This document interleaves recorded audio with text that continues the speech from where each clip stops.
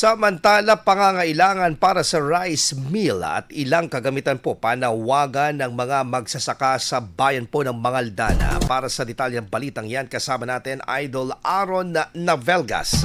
104.7 IFM Report.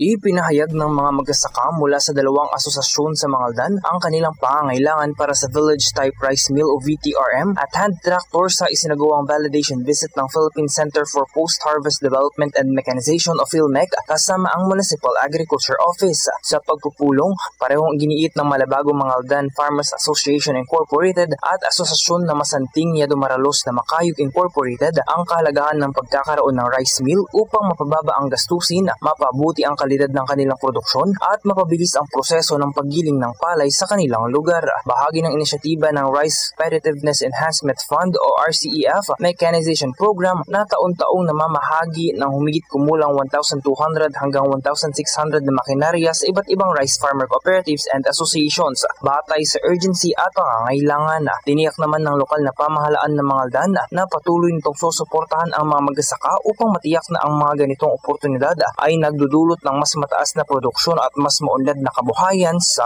bayan. Kasama mo sa IFM News Dagupan, Idol Aaron Navelgas sa TAC IFM. IFM News. IFM News. IFM News.